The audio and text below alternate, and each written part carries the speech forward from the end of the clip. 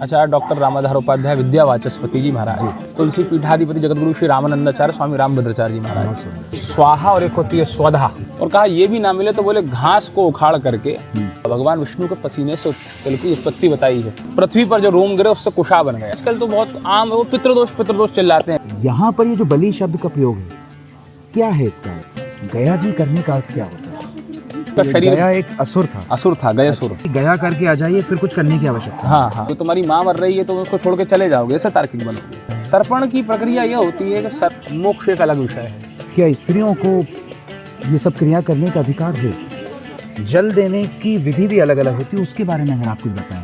किसी परिवार पर पितृदोष है, इसका पता कैसे चलता है? सभी वर्ण के लोग अधिकारी? चारों वर्णों को दक्षिणमुखी घाट हो तो बहुत श्रेष्ठ है। यदि इसका कोई प्रयोजन नहीं है तो कम से कम आप उन माता पिता को इस समय याद तो कर सकते हैं ना। इस भागी दौड़ी दुनिया में आपको स्मरण तो आएगा ना।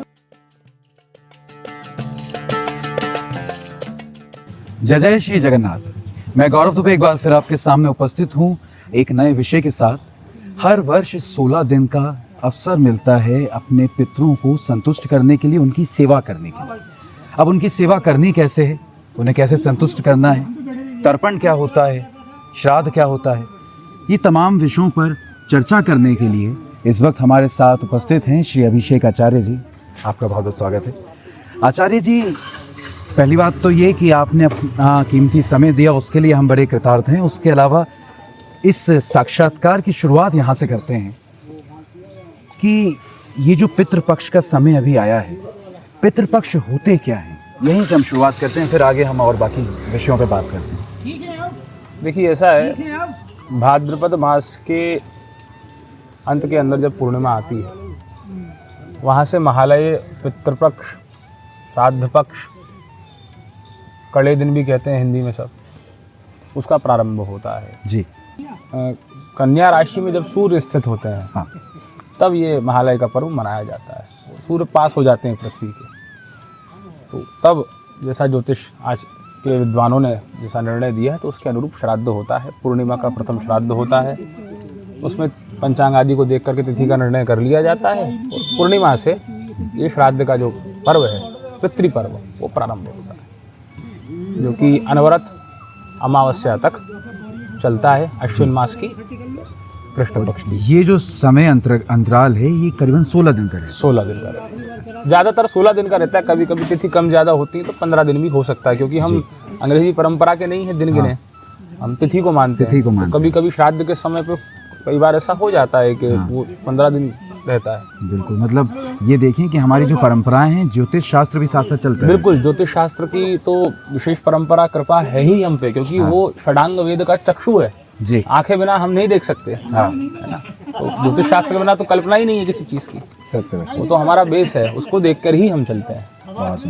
महाराज जी, इंटरव्यू में मैं चाहूँगा शुरुआत में तो हम सबसे पहले इस पर चर्चा करें। जब भी बात आती है पितरों की जी, अर्थात उनकी जो शरीर से हमारे साथ नहीं है, लेकिन आत्मा के स्वरूप में या फिर एक अलौकिक रूप में हमारे साथ हमेशा विद्यमान है, जिनकी सेवा हम इस तरह के दिनों में कर सकते हैं, पितृपक्ष में कर सकते हैं। जब हम हमारे पूर्वजों का या पितरों का चर्चा करते हैं या उनकी बात करते हैं, तो यहाँ पे कुछ शब्द हैं जो अक्सर हमें सुनने को मिलते हैं, जिसमें जब शुरुआत से हम देखें तो अंतिम संस्कार होता है शरीर का, उसके बाद फिर पिंडदान रहता है। पिंडदान के अलावा फिर तर्पण की विधि है, श्राद्ध की विधि है, और एक शब्द और है गया जी। ये तमाम जो मैंने शब्द कहे, इन सभी का अर्थ क्या है, हमें आप एक एक करके बताएं। आपने अंतिम संस्कार का एक प्रश्न करा था जी। शरीर जब पूर्ण हो जाता है, भगवान के श्री चरणों में व्यक्ति पहुंचता है, तो हमारे यहाँ कर्मकांड में व्यवस्था दी गई है। सत्य वचन, तो हरिनाम का स्मरण है, तुलसी दल है, हाँ, गंगा जल है, उसका सेवन, उसका उपयोग बहुत आवश्यक है, और पिंडदान की व्यवस्था है, जिसे हमें पता नहीं व्यक्ति का कर्म कैसा था। सत्य वचन, शुभ था, अशुभ था, पाप कर्म था, दुराचार था, मगर वो चला गया। श्रीमद् भागवत के अंदर आप देखें, गोकर्ण के प्रकरण के अंदर, बिल्कुल, वहाँ पर उन्होंने श्राद्ध करा, तर्पण करा, गया श्राद्ध करा, लेकिन वो उच्च कोटि के पाप बन गए थे, श्रीमद् भागवत से मुक्त हुआ। उनके भाई के, हाँ, धुंधकारी जो था, वो मुक्त हुआ। उसी प्रकार से कर्मकांड की एक सुनिश्चित व्यवस्था हमारे आचार्यों ने बनाई हुई है, वो चली आ रही है। भगवान राम ने अपने पिता श्री दशरथ जी का पिंडदान करा है। यदि आप अध्ययन करें रामायण का तो एक वो व्यवस्था अलग है कि व्यक्ति के जाने से लेकर के सारा संस्कार तक होता है। फिर महालय श्राद्ध पक्ष में होता है श्राद्ध, ब्राह्मण भोजन, पशु पक्षियों के प्रति, दीन दुखियों के प्रति दान करना, भोजन आदि की व्यवस्था करना उनके निमित्त से। हाँ, और दो चीज़ें आपने सुनी होंगी, एक होती है स्वाहा और एक होती है स्वधा। बिल्कुल, ये यज्ञ या हवन के दौरान। हाँ, तो स्वाहा जो होती है वो देवताओं को तृप्त करती है स्वाहाकार से, और जो स्वधा होती है वो पितरों के निमित्त उनको तृप्त करती है। अच्छा, तो स्वधा शब्द का उपयोग श्राद्ध पक्ष में जब तर्पण करते हैं जी, तो उसमें लिया जाता है कि आपको स्वधा प्राप्त हो, और उसमें देवता, ऋषि, पितरगण, अभ्यागत, मतलब यहाँ तक लिखा हुआ है कि देवासुरास तथा यक्षा नाग गंधर्व राक्षसा पिशाच गुह्यका सिद्धा कूष्मांडस्तर्वाखगा जलेचरा भूनिल्या वायव्य धराश्च जंतवा ते तृप्तमेते प्रियंत्वाष्टु मुदतेन्ना अम्बूखिला। और फिर कह रहा है नरकेषु समस्तेषु यातनासु चेष्टता तेषा स्नेनाप्य दीयते सलिलम मया। ये बांधवा जन्मनि बांधवा ते तृप्तमेति मखला जिस्वाम विभंचिता ये में कुले लुप्त पिंडा पुत्र दारे वर्जिता तेषाम दत्यक्षमिदमस्तु तिलोदकम। खुद के पूर्वजों का कर रहे हैं, लेकिन जो इस संसार के अंदर जो क्या है वासुदेव कुटुंब है ना, सबके निमित्त जलेचरा भूनिल्या, इनसे क्या स्वार्थ या इनसे क्या प्रेम, इनके लिए भी हमारे आचार्यों ने कहा कि नहीं, इनको भी करो, इनको भी तृप्त कर दो। तो ये तर्पण की वह परंपरा है, और ये तर्पण संध्या बलिवेश्वर नित्य है द्विजाति के लिए, और जो वर्णों का यज्ञों पर भी तो होता है उनके लिए नित्य है। ये नहीं है कि 16 ही दिन करना है, नित्य भी होता है। अच्छा, लेकिन वो समय का प्रभाव है, कलयुग का अपना प्रभाव है कि सब हम अपने श्रुत स्नात कर्मों से अच्युत होते जा रहे हैं। और ये श्राद्ध क्या है? श्राद्ध के बारे में आपने बताया। साधारण परिभाषा को समझें, क्योंकि सब लोग बहुत संस्कृत नहीं जानते हैं। श्रद्धा के साथ जो भी कर्म करा जाए उसको श्राद्ध कहते हैं। सत्य। अब श्रद्धा के साथ क्या किया जा सकता है? हर एक व्यक्ति की अलग व्यवस्था है। किसी पे भगवान ने बहुत कुछ दिया है, किसी को कुछ नहीं दिया है। तो उसमें श्रद्धा की ये परिस्थिति आचार्यों ने बताई है कि यदि भगवान ने धन आदि दिया है तो संपन्नता से श्राद्ध करना चाहिए, सबको तृप्त करो। बिल्कुल, पशुओं को, पक्षियों को, मनुष्यों को, जीवात्माओं को, सबको खिलाओ अच्छा। और यदि कुछ ना है, कुछ भी नहीं है आपके पास, तो बोला कि लकड़ी को या शाक को बेच करके धन को एकत्रित करो, उससे श्राद्ध करो। वैसे तो प्रकृति ने सबकी व्यवस्था करी है, क्षम्यम वाहम्यम। और कहा ये भी ना मिले तो बोले घास को उखाड़ करके और आकाश की तरफ आंसू ला करके अपने पितरों से प्रार्थना करो, तो उसमें भी तृप्त हो जाते हैं। यहाँ तक की व्यवस्था श्राद्ध में दी गई है। तो उसमें श्रद्धा का विशिष्ट महत्व है। और उसमें रहा तर्पण, तो तर्पण मैंने जैसा बताया आपको, वो नित्य क्रिया में भी आता है और श्रोतस्मात् कर्मों में भी तर्पण आता है। अच्छा। तो तर्पण करना तो अनिवार्य हो, तो करना ही चाहिए। तर्पण का अर्थ जल देने से। हाँ, तिलांजलि होती है। तिल एकैकस्य तिलैर्मिश्रां स्त्रीं स्त्रीं जलांजलिं ददात यावत जीत कर्म क्रियते पापम तत्क्षणेव नक्ष्यति। तिल को मिला करके, तिल कहाँ से उत्पन्न हुआ? भगवान विष्णु के पसीने से तिल की उत्पत्ति बताई है। अच्छा। आचार्यों ने गरुड़ पुराण का अध्ययन करें तो जी। और वही तिल आप जब जल में मिलाते हैं या उसमें गंगा जल थोड़ा सा छिटक जाए गलती से, तो अत्यंत अमृत स्वरूप हो जाता है पितरों के लिए। सत्य।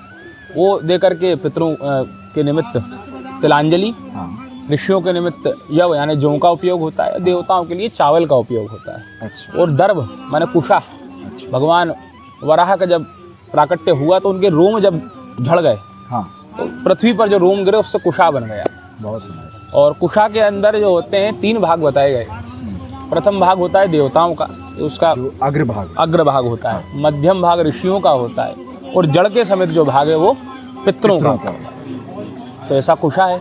और ये सब प्रकृति की चीजें हैं। विशिष्टता ये देखिए, आप प्रकृति कुछ नहीं है इसमें। यानी प्रकृति आपको ये निःशुल्क दे रही है। कुशा क्या करना है? उखाड़ करके ले आइए। सरोवर है, आचार है कराने के लिए, उनसे करवाइए।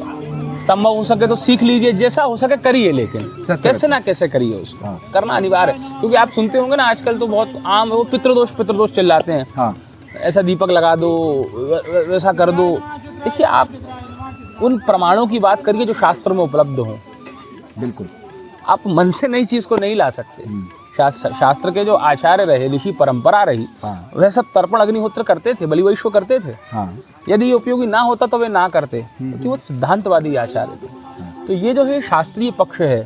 और ये मैं कहता हूँ कि यदि मनोकामना की सिद्धि के लिए भी कोई करे अच्छा। हमारे पितृ, हमारे माता पिता, पितामह आदि जो हैं वो सारे सुखों को देने वाले हैं। घर में जो कुछ भी है, आपका जो वंश है, परिवार है, अध्ययन है, विद्या है, बुद्धि है, वो सब उनका ही दिया हुआ है। तो अपने घर के व्यक्ति के पास जाकर के उससे मांगने में क्या शर्म है? सत्य वचन। तो करना चाहिए श्रद्धा के साथ बहुत। तो बिल्कुल जैसा कि मैं समझा कि निष्काम भाव से करें तो बहुत अति उत्तम है, लेकिन अगर मन में कोई कामना भी वो भी पूरी करता तो वो भी पूरी होती निश्चित है। पूरी करता है। बिल्कुल। मतलब ऐसे मेरे पास कई लोग हैं जिनका हुआ है। अच्छा, हाँ। बहुत सुंदर। अच्छा, ये जो आपने अपनी चर्चा में कुछ भ्रांतियों का वर्णन किया, उस पर भी हम चर्चा करेंगे कि लोगों के अंदर जो भ्रांतियां हैं इन बातों को लेकर। एक शब्द आपकी बातों में मुझे सुनाई दिया, जो कि मेरा वैसे प्रश्न भी था। आपने बलि शब्द का प्रयोग करा, और जब हम नित्य कर्म की पुस्तक में भी देखते हैं तो वहाँ पर भी बलि शब्द का प्रयोग किया जाता है, जहाँ पर भी भोग लगाने की बात है या फिर कुछ भेंट करने की बात है। ये जो बलि शब्द है, आम तौर पर जनमानस में बलि का अर्थ है पशु हिंसा करना, किसी की हत्या कर देना, देवी देवताओं की तृप्ति के लिए, ऐसा कुछ। कई जगहों पे, कई मंदिरों में बलि का विधान भी, और वहाँ पे बलि प्रथा को इसी तरह से देखा जाता है। परंतु हमारे यहाँ पे हम देखते हैं कि हम जिस परंपरा से आते हैं वहाँ पर जीव हत्या को तो बहुत बुरा माना जाता है। यहाँ पर ये जो बलि शब्द का प्रयोग है, क्या है इसका अर्थ? देखिए, बलि का एक साधारण सा अर्थ है, आप महाराज बलि पे चले जाइए। अच्छा। जब उनके 2 चरण से भगवान ने सब कुछ नाप दिया, सब कुछ बलि का ले लिया, हाँ। तो उन्होंने कहा कुरु सृष्टि में निज, तीसरा चरण भगवान सर पे रख दो। सत्य। तो बलि ने कहा कि मैं आपका बलिहारी हो जाता हूँ। हाँ। तो बलि वही है, खुद को समर्पित कर देना। क्या बात है, किसी को काटना या हाँ। पीटने की बात नहीं है। आत्मा शरीर से भगवान मैं आपका हूँ, समर्पित हो जाना। मैं समर्पित हूँ। हाँ। आप जो कहो मैं वैसा हूँ, जैसे रखोगे मैं वैसा हूँ। तो वह बलि है। अच्छा। किसी बेचारे जीना चाहता है वो जीव, उसको नहीं पता है, उसको पकड़ के काट देना, ये थोड़ी ना बलि हो जाएगा। क्या बात। तो न केवल पितरों के निमित्त बलि शब्द का अर्थ ये है, बल्कि पूरे संसार में बलि जो बलि, शब्द है, बिल्कुल वो अर्थ उसका यही है, समर्पण कर देना। जीव हत्या उसका उद्देश्य बिल्कुल नहीं। बिल्कुल बलि वही है। तो कहीं ना कहीं अर्थ को अनर्थ करके हाँ। लोग अपनी बस बिल्कुल। जिह्वा की तृप्ति कहें या जो भी हम कहें कि मानसिक सुख रहे, वो उसको पूर्ण कर रहे हैं। बिल्कुल बिल्कुल। आचार्य जी, इससे आगे हम आते हैं। हमने तर्पण समझा, श्राद्ध समझा, पिंड समझा कि हम पिंडदान करते हैं, अंतिम संस्कार के बारे में भी आपने यहाँ कहा। गया जी करने का अर्थ क्या होता है? देखिए, गया जो है उसका अत्यंत महत्व है। भगवान का ही भक्त है वो। हाँ। जो गयासुर था, और उसके ही जो उसका अच्छा, शरीर गया एक असुर था। असुर था, गयासुर। भगवान विष्णु का भक्त था। तो भगवान ने उसकी कामना को सिद्ध करने के लिए कहा कि उसके जो क्षेत्र में पिंडदान करेगा तो अनंत मोक्ष को देने वाला है। अच्छा।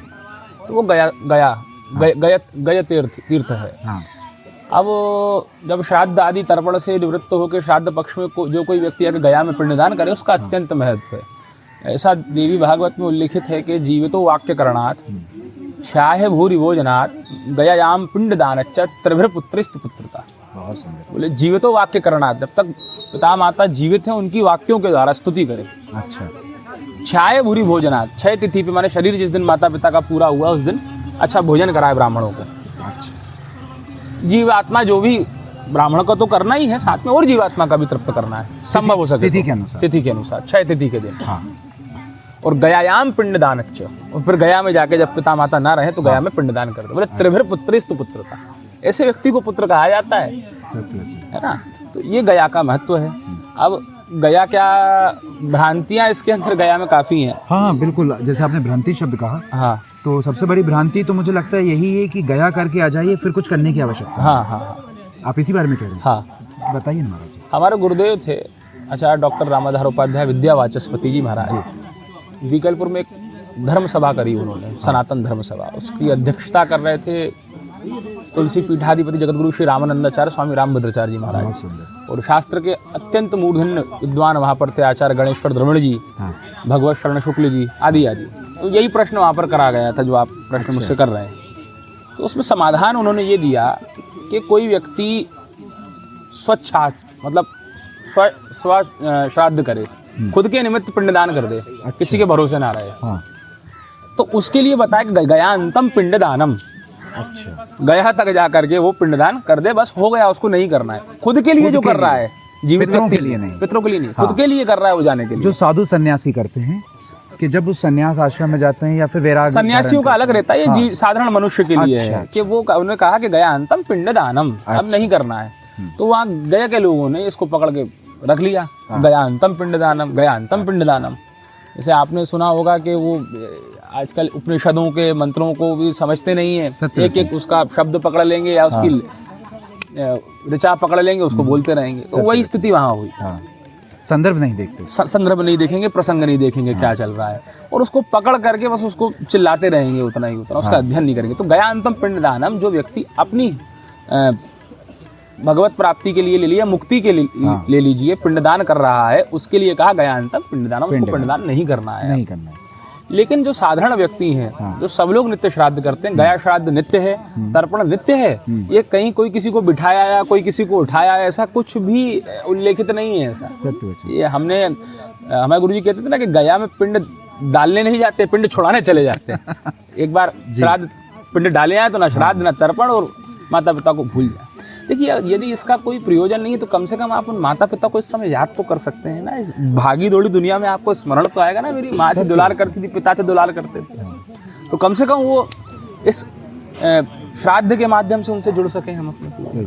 ये कहीं ना कहीं मुझे लगता है ये परंपराएं बनाई भी इसलिए गई हैं कि जीवित समय में तो आपको उनकी सेवा करनी है, उनके जाने के बाद भी उनके पीछे आप उनको स्मरण करते रहें, उनको याद करते रहें, उनके प्रति एक भाव मन में रखें कि इन्होंने हमारे लिए बहुत कुछ बिल्कुल किया। बिल्कुल निस्संदेह, बिल्कुल निस्संदेह माता पिता के ऋण से उऋण होना संभव नहीं है।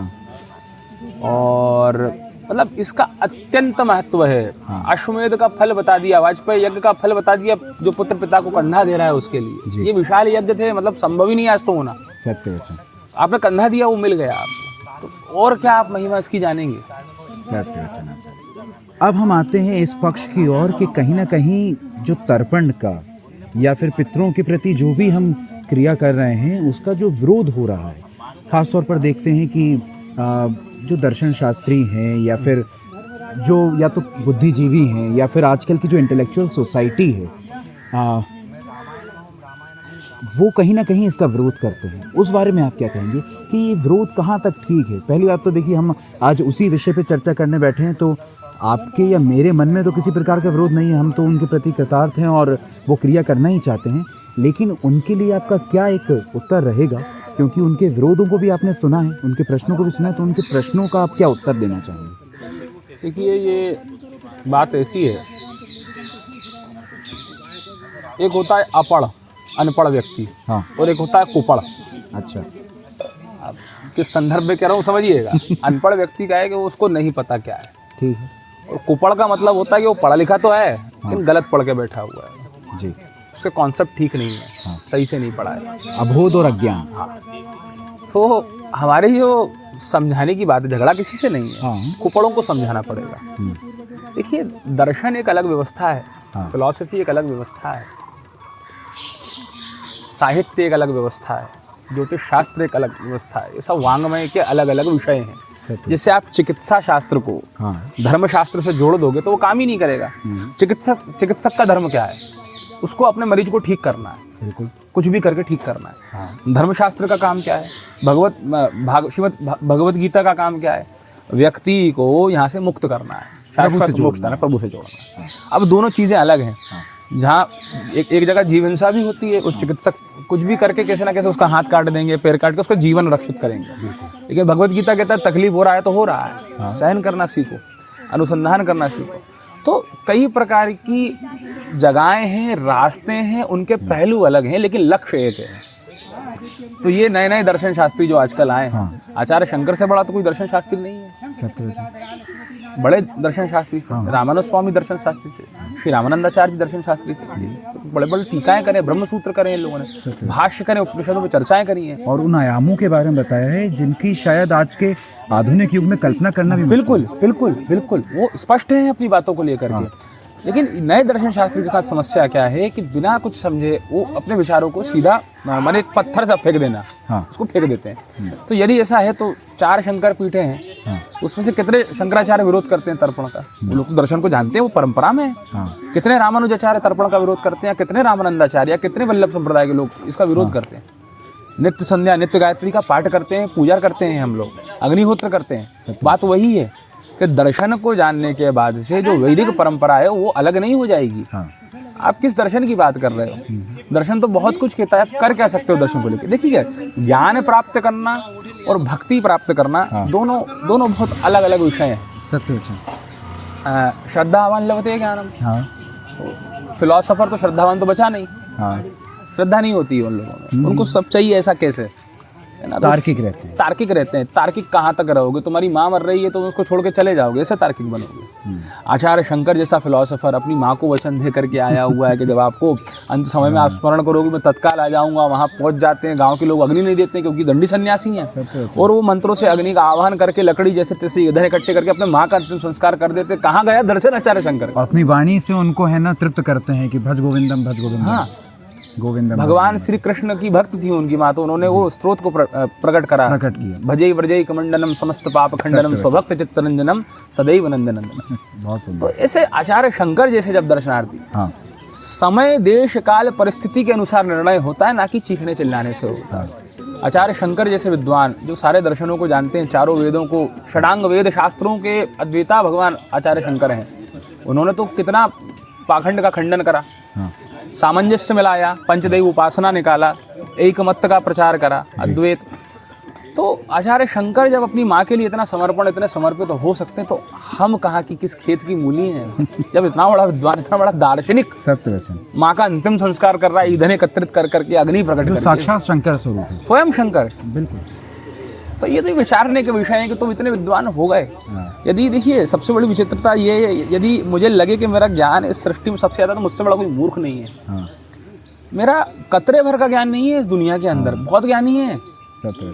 बस यही समस्या आ जाती है कि जहाँ पर विचार करके काम लेना चाहिए वहाँ पर हम विचार करके काम नहीं ले रहे हैं। दर्शन के मात्र से ये हो सकता है कि नए आयाम आ सकते हैं, नई स्टडीज़ हो सकती हैं, नए सिद्धांत आ सकते हैं, लेकिन दर्शन भावना कैसा है मुझे समझ में नहीं आता ये दर्शन। ठीक है, अपन तो उस परंपरा में हैं कि जहाँ पर शुरुआत से ही इन सब चीज़ों के साथ बड़े हुए हैं, परंतु कई लोग ऐसे हैं जो शायद इन सब बातों को नहीं जानते हैं, उन्हें पितरों का मतलब भी नहीं मालूम है। अब अगर इस इंटरव्यू के बाद किसी के अंदर ये जिज्ञासा या ये मन में उठता है कि हमें भी हमारे पितरों के प्रति, जो मेरे पिता थे, जो मेरी माता थी, जो अब मेरे साथ नहीं हैं, जब वो चले गए उस समय तो मैंने बहुत अश्रु बहाए, अब मैं वापस हंस गा रहा हूँ, लेकिन उनका स्मरण बना रहे, हर वर्ष में कुछ समय देकर उनके प्रति कुछ कार्य कर सकूँ, इस भावना से अगर कोई काम करना चाहता है, कोई कार्य करना चाहता है, कोई क्रिया करना चाहता है, तो उसे क्या करना चाहिए, कैसे करना चाहिए, उसका विधि विधान क्या है? देखिए, सारी व्यवस्था हमारे धर्मशास्त्रों में लिखी हुई है। हाँ, आपको कहीं और जाने की आवश्यकता नहीं है। पहली चीज़ तो यही होती है कि आपकी जो परंपरा में आचार्य आपके यहाँ सारी कर्मकांड की व्यवस्थाएं कराते हैं। पहला पक्ष तो यही है कि उनसे मिल करके उनसे पूछा जाए। हाँ। साधारणता से मैं बता दूं कि महालय प्रारंभ होता है, तर्पण आदि करना चाहिए प्रथम दिन से। जी। अछूता साधारण भाषा में कहते हैं, वो जो भोग निकलता है भोज का, अच्छा, वो भोग निकालना चाहिए।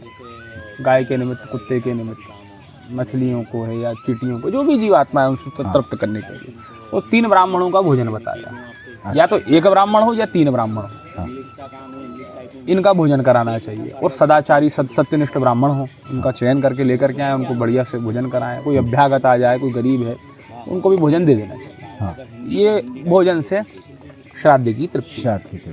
फिर आता है तर्पण का पक्ष। तो तर्पण करना चाहिए जलांजलि तिलांजलि के माध्यम से। कैसे किया जा सकता है? तर्पण की प्रक्रिया यह होती है कि सर्वप्रथम किसी भी कार्य में आचमन संकल्प करके आप बैठ गए हैं जी, और आपने संकल्प लिया कि देव ऋषि पितरों के निमित्त में तर्पण कर रहा हूँ।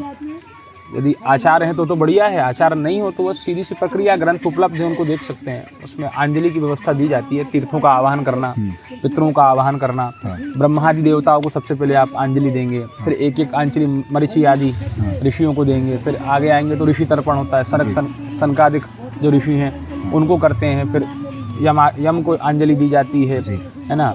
और फिर हमारे 3 पीढ़ियाँ जो पिता पितामह प्रपितामह पितामही सहित माने दादी दादा वगैरह, माता महा प्रमाता, द्वितीय गोत्र की व्यवस्था हमारे धर्मशास्त्रों में है। अच्छा। हाँ, आप नाना जी का भी कर सकते हैं, आप दादाजी का भी कर सकते हैं, दोनों का दिया हुआ है। फिर कोई आपके बंधु बांधव हैं, भाई बंधु हैं स्मरण, उनके लिए अलग अलग बहुत लंबा सा क्रम उसमें दिया हुआ है। और ये भी कहा गया है कि ये के चस्मात कुले जाता अपुत्रो गोत्रणो मृतो तेन ग्रहणन्तु मायदत्तम वस्तु निष्पिंडनोदकम। हाँ जिसका कोई कुल नहीं है, कोई जानता नहीं है, उसको कुछ मिल नहीं रहा है, तो उसके लिए कहा कि स्वाफी से जल लेकर के निचोड़ दे, उसको जल प्राप्त हो जाता है। बहुत सुंदर। तो वैसा एक विधान बताया है। फिर ये सारा करके आचमन आदि करना चाहिए, भगवान के विष्णु के पवित्र नाम का स्मरण करना चाहिए और सूर्य नारायण भगवान को अर्घ देके अपना तर्पण संपूर्ण करना चाहिए। आपने पुस्तक का वर्णन किया, किसी पुस्तक का आप यहाँ रेफरेंस देना चाहेंगे जो हम? गीता प्रेस गोरखपुर का जो ग्रंथ है नित्य कर्म पूजा प्रकाश, उसमें सारा तर्पण है, कुछ अंजलियां जरूर कम लिखी हैं। हाँ। जैसे उसमें तीर्थानि तृप्यताम, तीर्थ देवास तृप्यंताम, अच्छा। विश्व देवा मोदास प्रमोदास, हाँ। विघ्न करता अविघ्न करता रस। ये कुछ 6 अंजलियां मैंने पुराने ग्रंथों में देखी हैं, हमारे जो आचार्य परंपरा के ग्रंथ थे वो उसमें नहीं है। अन्यत्र सारी अंजलियां उसमें दी हैं, अच्छी तर्पण की पद्धति दी गई है, तो उससे कर सकते हैं। या आचार्य डॉक्टर रामाधार उपाध्याय जी हमारे गुरुजी थे, हाँ। काशीवासी, उन्होंने भी एक छोटा सा ग्रंथ इस पर लिखा हुआ है, तो वो भी उपलब्ध है तर्पण करके। तो उसमें एक एक अंजलि से सूक्ष्म विधि दी गई है, जो वेद मंत्र वगैरह नहीं जानते उनके निमित्त। बहुत सुंदर महाराज जी। महाराज जी इसमें एक चीज़ मैं ये ज़रूर पूछना चाहूँगा कि ये तमाम जो अभी हम क्रियाओं की बात कर रहे हैं, क्या ये क्रिया जीवात्मा को मोक्ष प्रदान में सामर्थ्य है या सिर्फ उनकी तृप्ति करती हैं? देखिए ऐसा है कि मोक्ष एक अलग विषय है। अच्छा। बहुत बृहद विषय है मोक्ष, मैं बोलूँगा दिन हो जाएगा पूरा। मैं सीधी सीधी मूल बात बता देता हूँ। हमें नहीं पता मर करके व्यक्ति कहाँ गया, स्वर्ग में गया, नरक में गया, गोलोक को गया, विष्णु लोक के गया, शैव लोक को गया, ब्रह्म लोक को गया, कहाँ पाताल में गया। तो जो पापकर्मी जीव है उसका कर्म आपको नहीं पता, ये पापकर्मी जीव है। तो ये पिंड जल तिल उसको वहाँ मिलता है, उस समय में प्राप्त होता है। अब आपका दूसरा प्रश्न मुझसे यही होगा कि फिर हम क्यों करें? हमको तो ऐसा लगता है कि ये अनावश्यक कर रहे हैं। तो देखिए आप अनावश्यक कुछ नहीं करते। पितृस्वरूपाय जनार्दनाय नमः। हम सबके पितर कौन है? भगवान विष्णु हम सबके पितर हैं। तो ये सारा तर्पण श्राद्ध पिंड ये तो एक फिक्स डिपॉजिट है, वो भगवान को प्राप्त होकर अक्षय फल को प्रदान करता है। क्या स्त्रियों को ये सब क्रिया करने का अधिकार है? श्राद्ध तर्पण कर सकती हैं, स्त्रियां करती हैं जब पति के निमित्त। तो यही शास्त्रकारों ने कहा है कि कोई घर में ना बचे, पुरोहित भी ना बचे, भाई ना बचे, तो कोई बचा ही नहीं, तो उसको करना होगा, करती हैं। अच्छा। और जिनके परिवार में कोई भी नहीं है, ना पुत्री है ना पुत्र है, उनकी तृप्ति कैसे हो सकती है? देखिए तर्पण के विधान में एक बात है, भगवान श्री कृष्ण के जो प्रिय भक्त हैं पितामह भीष्म, हाँ, उनको तृप्त करते हैं सब लोग। वैयाग्रवद गोत्राय संकृत्राय प्रवराय च गंगा पुत्राय भीष्माय गृहणत्वं मे तिलोदक। और साथ में कहा गया है कि सारे संसार के निमित्त ये के चस्मात को ले जातो पुत्रो गोत्रणो मृतो तेन ग्रहणन्तु मायदत्तम वस्तुष्ट। मैंने आपको बताया ये बात, हाँ, कि जिस व्यक्ति का कोई भी नहीं है उसके निमित्त भी इसमें प्रक्रिया दी गई है कि जिसके कोई करने वाले नहीं है, जो लोग कर रहे हैं उनको भी दे रहे हैं। वो श्लोकों में लिखा हुआ है पुराणों के, तो वो हो जाता है। उसका करते हैं सब, जो व्यक्ति अपने माता पिता करता, साथ में एक घास से लेकर जो घास का टुकड़ा है जी, और जो ब्रह्मा जी हैं, हाँ, उन तक को तृप्त कर देता है। बहुत सुंदर। ऐसी व्यवस्था शास्त्रकारों ने दी है जी। महाराज जी, क्योंकि क्रिया की बात चल रही है, तो इसमें जब हम देखते हैं कि जब जल दिया जा रहा है तो जल देने का विधान भी अलग अलग होता है। आपने 3 ऋणों की बात करी, और कहीं ना कहीं जैसे कि हम जानते भी हैं कि जो जनेऊ हम धारण करते हैं, जनेऊ में भी वो 3 ऋण के प्रतीक होते हैं, जिसमें देव ऋण है, ऋषि ऋण है और पितृ ऋण है। जल देने की विधि भी अलग अलग होती है, उसके बारे में अगर आप कुछ बताएं। हमारे शरीर के अंदर देवताओं का वास है, आपको पता होगा जी। अग्रभाग जो होता है वो देवताओं का होता है, ये जो भाग है मतलब उंगलियों की तरफ, उंगलियों की तरफ जी।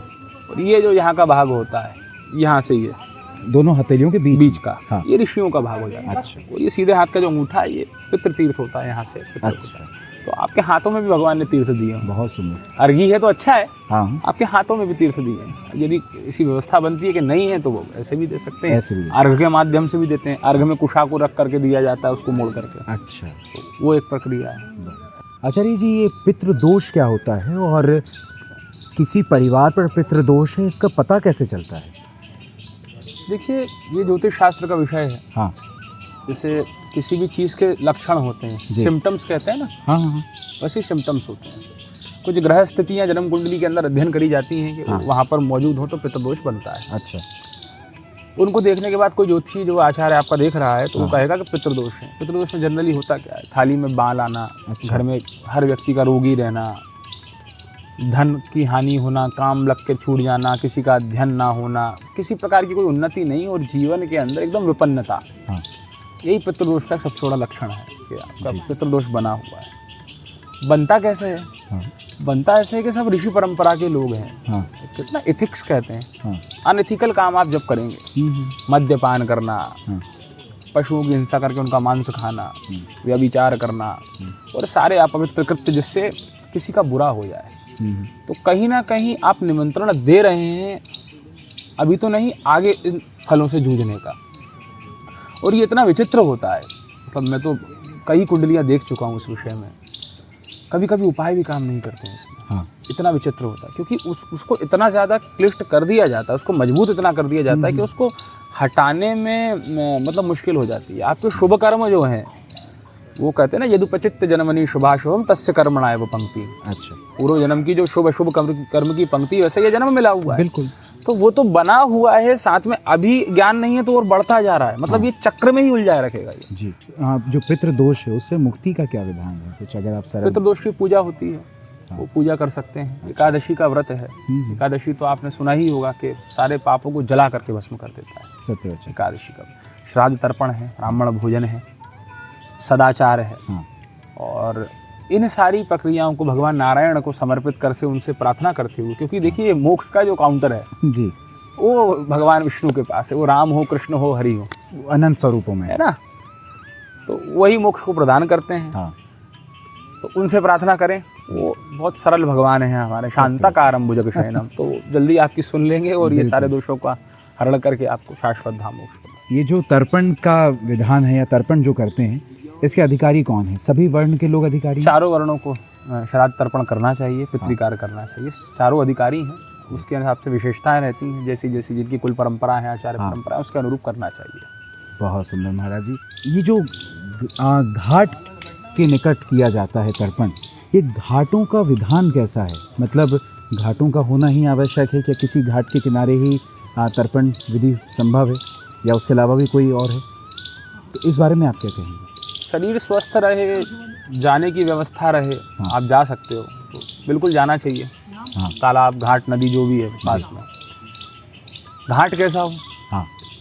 दक्षिणमुखी घाट हो तो बहुत श्रेष्ठ है। पितरों के लिए दक्षिण दिशा हमें प्रशस्त की गई है। बाकी अन्यत्र जो दिशा है तो उसमें देश काल परिस्थिति के अनुसार ऊपर घुमा करके, बिठा करके वो व्यवस्था करी जाती है। तो ये घाट की व्यवस्था है। हम इसी चीज़ का चयन करें कि दक्षिणमुखी घाट सर्वश्रेष्ठ माना जाता है। क्योंकि अभी हम घाट की बात कर रहे हैं और इस वक्त हम भोपाल की भूमि पर हैं, तो भोपाल में ही आचार्य जी का निवास है और यहाँ पर हम देखते हैं मेरे इस शरीर के जो पिता हैं वो भी तर्पण करते हैं, तो यहीं पे आते हैं और आचार्य जी द्वारा उनको निर्देश दिए जाते हैं और उस हिसाब से वो जो मेरे पूर्वज हैं, मेरे पिता के पूर्वज हैं, उनका तर्पण करते हैं। तो आचार्य जी, आपसे कैसे, अगर इस इंटरव्यू के माध्यम से कोई भोपाल में रहते हैं तो उनको कहाँ आना होगा आपसे मिलने के लिए, और यहाँ ये इस जगह का क्या पता है, इस बारे में अगर आप कुछ बताएं। देखिए, भोपाल जो है नवाबी स्टेट रहा। उस समय के हिसाब से हमारे वृद्ध पितामह जो रहे होंगे जी, मुझे कुछ नाम याद हैं।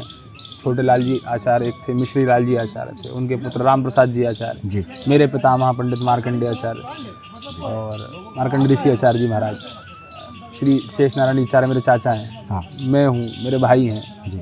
तो ये परंपरा है अक्षुण्ण, और 200 से 250 वर्ष की परंपरा है। आपको सुन करके बहुत सुंदर लगेगा। तो ये घाट का इतनी पुरानी परंपरा है कि बस आप क्या कहें। और घाट भी आप देखेंगे तो भगवान पीपल का जो वृक्ष है उसमें कितने सारे देवताओं का निवास होता है। वो घाट पर छाया करे हुए हैं। दक्षिणमुखी घाट हैं, राम राजा सरकार विराजमान हैं, हम सबके पितर वही हैं। और यहाँ पर पंच पल्लव जैसे वटवृक्ष सुंदर लगे हुए हैं। और ये संतों की तपोस्थली रहा, उदासीन संप्रदाय की पवित्र परंपरा यहाँ पर रही जी। और भगवान का सुंदर मंदिर है, साथ में दिव्य दर्शन है यहाँ का। तो ये गिन्नौरी घाट है, छोटे तालाब में ये होता है। तो यहाँ पर आप आ सकते हैं। छोटा तालाब, गिन्नौरी घाट, बुधवारे के पास पीछे से, और कमला परख से नीचे उतर करके ये होता है। तो यहाँ पे आ सकते हैं। हाँ। और सुबह किस समय आना? सुबह 7:30 से लेकर के 12:30-1 बजे तक यहाँ पर ये जो भी विधान है ये संपूर्ण संपादित किया जाता है, संपन्न कराया जाता है। बिल्कुल। बहुत सारे विषयों पर हमने आपसे चर्चा करी और हो सकता है देखिए इस छोटे से इंटरव्यू में संपूर्ण ज्ञान को सीमित करना तो बड़ा मुश्किल कार्य है, लेकिन मुझे लगता है कि बहुत हद तक हमने हर चीज़ के बारे में जाना है। अगर आपके कोई प्रश्न हो, आप कुछ जानना चाहते हैं तो आप हमें कमेंट में लिख सकते हैं। हम उसके विषय में आचार्य जी से फिर चर्चा करेंगे, फिर अगर भविष्य में लगा तो एक बार फिर हम उनको परेशान करेंगे थोड़ा सा। इसी के साथ मैं आज्ञा लेता हूँ। बहुत बहुत धन्यवाद महाराज जी, आचार्य जी, आपने अपना समय हमको दिया। अगली बार फिर मिलेंगे किसी नए विषय पर, किसी नए चेहरे के साथ चर्चा करेंगे। तब तक के लिए मुझे आज्ञा दीजिए। स्वस्थ रहिए, खुश रहिए, अपना ध्यान रखिए। जय जय श्री राम।